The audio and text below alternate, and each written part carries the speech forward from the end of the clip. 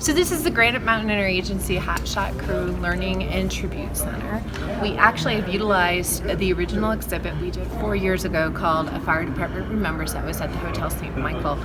It was attended by over 5,000 people, but we kept it on the down low to be very sensitive to the family and friends who were still grieving. It gave the public somewhere to go if they chose to.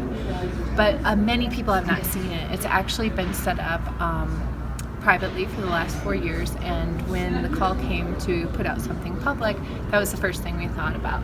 So you'll notice there are 9 different kiosks around the room, and they each feature one of the Granite Mountain Hotshots, or 2 or 3 depending. On our opening kiosk we have a little bit more about the Granite Mountain Hotshots, including Who We Are by Eric Marsh. This is actually something the superintendent wrote, talking about why the Granite Mountain Hotshots were different. After you get to meet the guys, if we start over on this side of the center, we have the photos from the Adobe Fire that were taken by Chris McKenzie. Many people have seen some of the more iconic shots, but they probably haven't seen the horny toad shots.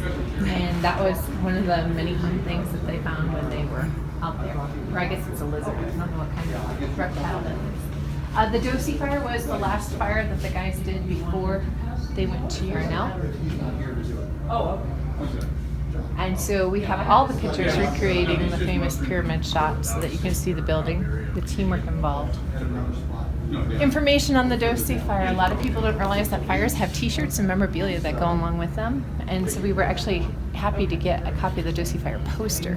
That actually came from Scott Norris, his girlfriend Heather, who just gave it to his family not only a week ago, so that's kind of cool. One of the neat things that we're able to show off is the Alligator Juniper geocache. Most people never knew this existed. So there's a geocache at the World Record tree, and the Hotshots left some items, just a couple items, at the time of saving the tree. So what ends up happening is Pete Gordon, who's the head of Prescott National Forest, was there a couple days later. He actually added to the geocache right here on this log tree. And so after they died, what happened is the Forest Service went out and recovered these items, and they're actually inside the marker that is now out of the tree. So they're permanently in a permanent geocache, which is kind of cool. On this side of the kiosk, you're going to see information about the Yarnell Fire and also the fires that were fought by the Granite Mountain Hotshots. This represents all of the fires they fought over the summer seasons that they were crew, starting as Crew 7. The different colors represent different years, and as you can see, they literally went all over the nation. Staying on this side, we come into the Arizona Wildfire and Incident Management Academy. Quite a few of the guys taught there, and quite a few of the newer guys, that's actually where they got their certifications. The quilt that we have is actually the different t-shirts that have come over the years. This was a fundraiser that was auctioned off, and then it was immediately given back to the academy, and we have it on permanent loan here.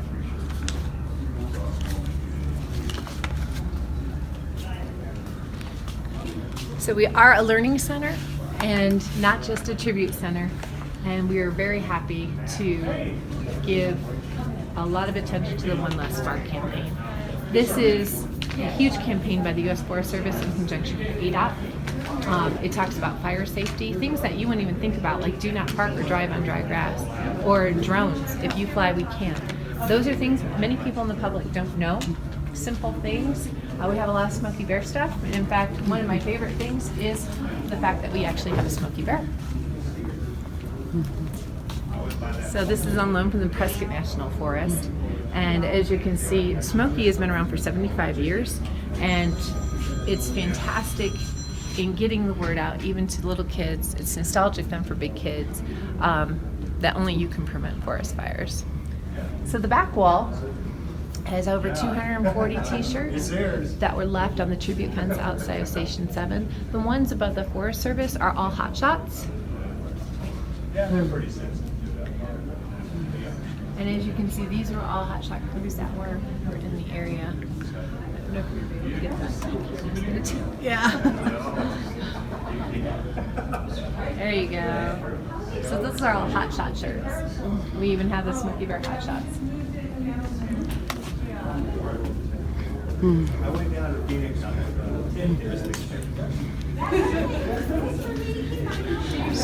middle of nowhere. Hey, how are you? I'm giving Lynn a tour. How are you, sir? So this is Seeing you. originally from the original Crew 7 headquarters on a Sundog Ranch. And above that we have all the Granite Mountain alumni. Yeah, I went. There are over 100 different people who have served as the Granite Mountain Hotshot. Was it and they missing actually like have a very walls, like active with the camera shots and stuff, or was it just a complete alumni. building? Wow. Coming That's over cool. here, I was there for the scenes. Oh wow. I was right there. You have to promise me. people always need a place to sit down, and the Hotshots have actually provided these theater chairs for us. These were taken out of Station 7. The Hotshots pulled them out of the trash, and this was something that they used just for seating in their ready room. The whiteboard that we have here was actually written the morning of June 30th. Every morning they would give their physical percentage of how they were feeling, and this is how they felt the morning of June 30th before they went out on the fire. You can see a lot of Hotshot humor, and that Ashcraft was stashless. He had shaved off his mustache. You'll notice nicknames. Honey Badger is actually Travis Carter. The shirts surrounding it are all the different shirts that Granite Mountain had over the years. Remember, they were a Type 2 crew first, and so it starts with them being Prescott Fire Wildland crew, moving to Granite Mountain Prescott Fire, and then as their training crew, and then getting their IHC certification. We even have one of their 10-year shirts. So you'll see Prescott Fire Crew 7. We actually have a Crew 7 with dice. That was their original logo from 2004. And that was an alumni who put that on for us. Moving into the alumni area. Like I said, there are over 100 different people who have served as a Granite Mountain Hotshot, so we thought it would be great to highlight things from all the years of Granite Mountain. The different bits and pieces are all from different end-of-year reports written by Eric Marsh, including Diary of a Hotshot.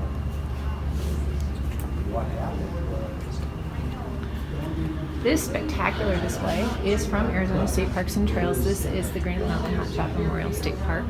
This was completed last year. I think it is absolutely spectacular. It hikes you up and over to the deployment site. It is a difficult hike to do, and a majority of people are not going to be able to do it because of the elevation change. I believe it's over 1,000 feet. So I asked them, can you please bring the park to us for the people who cannot hike it? And so what they did is they got blow-ups of each memorial plaque so that people could see them, really give you an outline of what the park looks like. They even have Mike Rowe from Returning the Favor, and he was just there dedicating the statue. So I'm thrilled and so thankful that Arizona State Parks and Trails was able to get this to us, and they did this with a week's notice. So absolutely spectacular.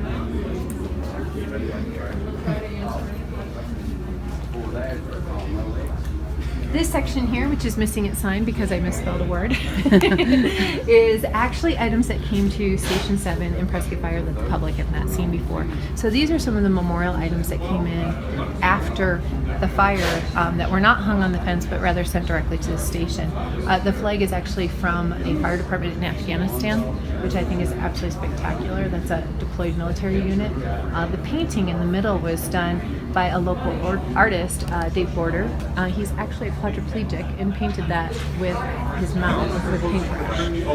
I think it's absolutely spectacular.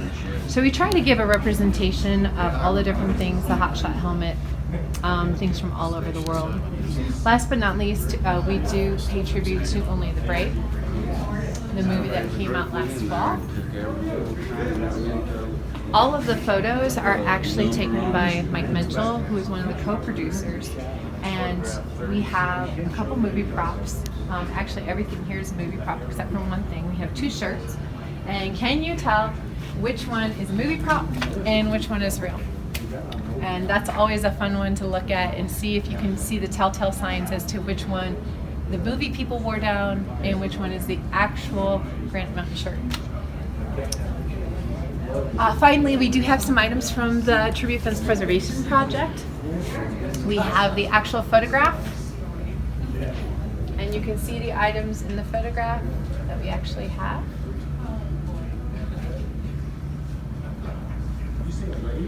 And even the trucks, cars. So if you want to see all of the items, you can see them online. And if you make an appointment, we can possibly show you an item you left. We do also highlight the books that have been written about the tragedy. So that's a brief overview of the center. There's lots to see. And when will it be opening? We are opening Friday at noon at here at the Prescott Gateway Mall. We'll be open till 4 o'clock that day. And then what will be the normal hours? Normal hours, whatever time the mall opens, until 4 o'clock for the first 2 weeks of July, and then we'll only be open Friday, Saturday, and Sunday after that. Okay. Is there any admission? No admission, there's no cost. Okay, so we're talking with Don Devendorf, and this has a lot of meaning to you, not just because of the tragedy that happened, but because you used to be a hotshot firefighter yourself. I started as a hotshot in the early 80s, so I know what these guys did, and I have to admit that they did it at a much higher level than I did it back when I did. These guys were true professionals, and I didn't know what to expect when I came in here today. This is amazing. I'd seen the fence exhibits that were set up in the past, but to have this whole thing come together, it's breathtaking. Yeah. You did an awesome job here. So, a lot of memorabilia here from people that were good friends of yours, and signs of the fact that how hard they worked and how they gave all. Well, it hurts every time. I mean, it's time heals all wounds. That's true. But every year we get to remind them, and it's not we're forced to remind them, we get to. But life comes into the middle, and those of us that worked with them, we shared a small percentage of our lives with them. The families live this every day, but I come in here and immediately tear up because this is all great guys, co-workers, and just great memories of who they were before we lost them. So now you're the fire marshal. So that's kind of a long journey for you. Yeah, you don't draw a straight line between hotshot and fire marshal, no. And what do you want to say to people who are interested in becoming firefighters, becoming hotshots? This is actually a great time, and you've already done your tour around here, so you see that part of this is a memorial so that we can remember the guys, and part of it's educational. So we all start off as firefighters in this particular realm. And then as we get up and we get older, there aren't 50-year-old hotshots, and there's a reason for that. So now we get to be in the position as we get older to try to make their jobs easier and their jobs safer. And this whole learning center, as you look around, it's the educational component. So I wouldn't dissuade anyone from wanting to be a firefighter, wildland or structural, because it's the best job I think anyone could ever have. But it's now up to us, the ones that have been there and done the job, to make it a better and safer environment for the ones that follow us.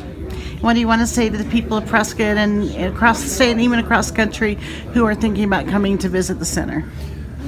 Knowing how few people know what a hotshot is or what a hotshot does, and knowing that this is one of the largest losses of life of firefighters in the United States, this place brings all of that together. You can learn what a hotshot is, people that are out protecting you in the forest every day of the year throughout the United States, and you can learn about some of our family in a personal way to bring the whole thing together. We started this project, conceptually in spring last year when Station 7 and the crew buggies or crew transport vehicles were being placed for sale. We had a couple of citizens come to our, reach out to an elected official.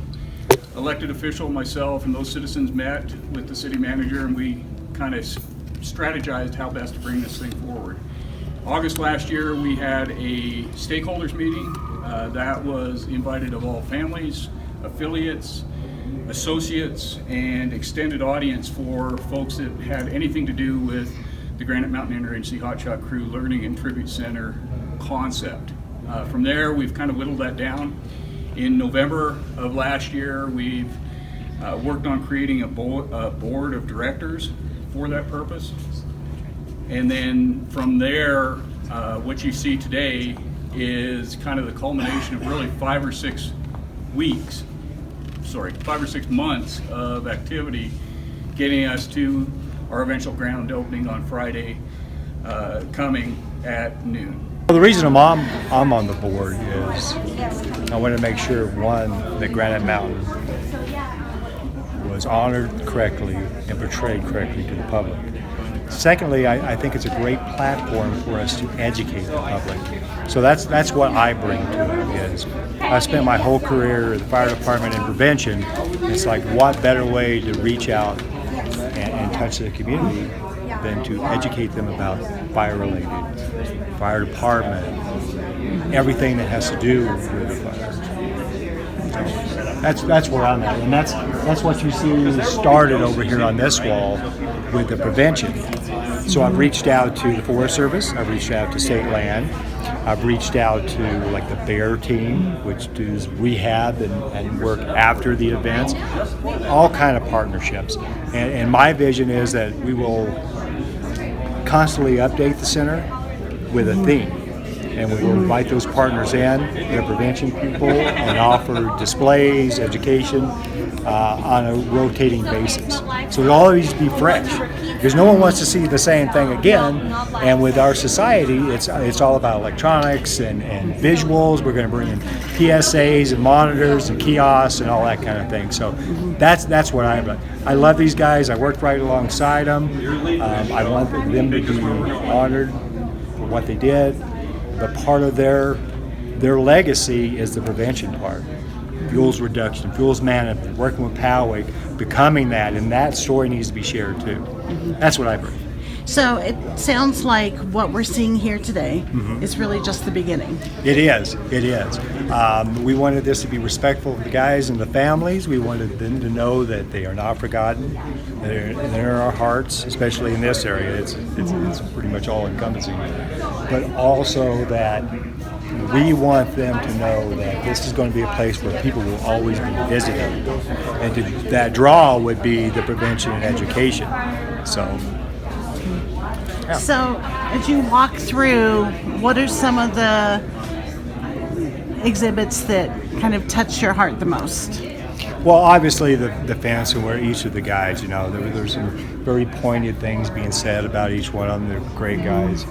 And as you walk around on this side, you can see some of the fire-related things, some of the incident management maps, some of the brochures, PSAs about prevention and education.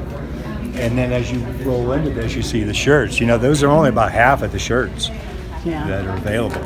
And that's going to be also rotated out. So when people come, not only will there be fresh, new information about prevention and education, there's also going to be new things brought out. And there was such an outpouring in the community that there's a lot of items that have been cataloged that we just don't have the room to display.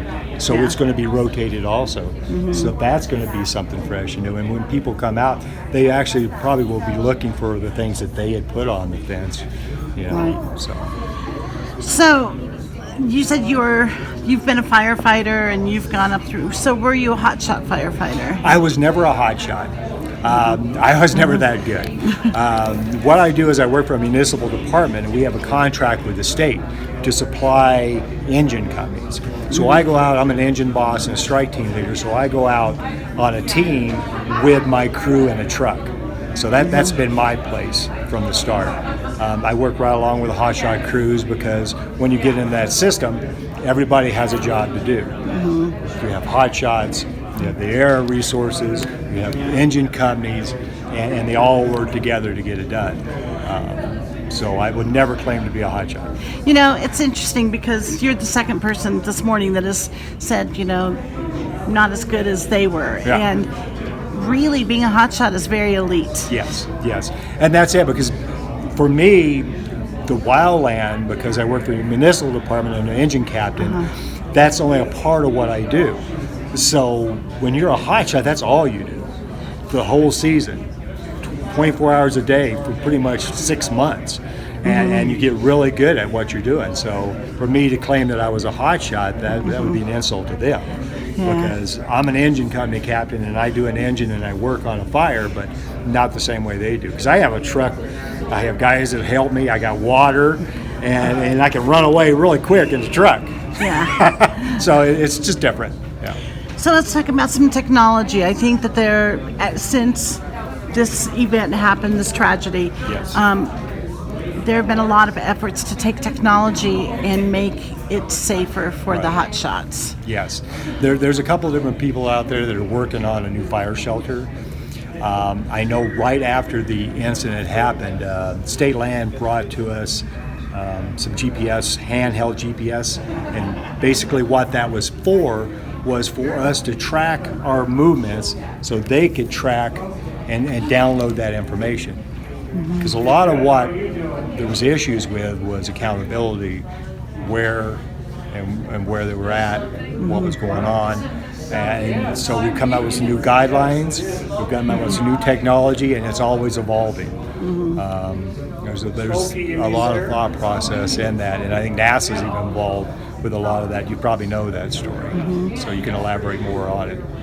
And the whole goal is to make it safer and to maybe make their jobs unnecessary at some point in the future. I mean, wouldn't that be wonderful? Yeah. But that's going to be a long time. Correct. So, and you knew many of these men. Yeah. I knew intimately about 3/4 of the team. Some of them were so new that I hadn't even met yet because of that season. But yeah, most of them I knew and worked with. And what was your first response when you heard about it? Couldn't be. You got it wrong. Somebody messed up somewhere with the information part of it. That's what I thought. Because in my position as the president of the association, I got the call basically from the helicopter pilot, the DPS pilot, that found them. And then I went up through Prescott, and then I was involved with the incident management team over the memorial and the funerals after that. So, yeah, it pretty much changed my world, like most people's. Yeah. Yeah. What do you want to say to the people of Prescott who are thinking about coming to see the center? Please do. It not only is a tribute to the Hotshots, but you'll learn and be educated on what they did, why they did it, and how the whole system works. There's so much information out there that's not being shared, and I run into it all the time. We're talking to people about, well, why do you do it like this, or how do you do this, or why do you use those big aircraft, and what? Come down. We're going to educate people on the system because they're a part of it. Disaster preparedness, emergency preparedness, all that goes into defensible space. All the things that we want the public to know will be here. So if you want education, you want to know about your community and what's available, come here. Will there be classes that people, like will you be announcing class times and stuff that people can come to learn specific things? That's a great idea. We haven't got that far yet, but we have talked about it. Because of our partners with State Land and the Forest Service, there's a lot of things that we can do in the community and bring to here. So, yeah. And you have to look at this as for what it is. There's no other place like this in the nation. There's no other place that a group of citizens this varied has taken on the challenge of not only honoring the guys here, but the plans for education. Forest Service does a great job, but they have a very limited budget and avenue to touch people.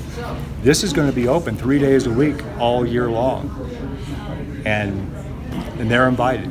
And credit and kudos to the families who that was almost their main focus, that they wanted people to learn, they wanted to make sure this didn't happen to anybody else again. Yes, that message was loud and clear. We've listened to them all along. They're still part of our family. We still touch and be with all of them, and we're very cognizant of what they were looking for. They want the system to be better. They don't want to see this ever happen again, and they want people to know who their loved one was and what they did.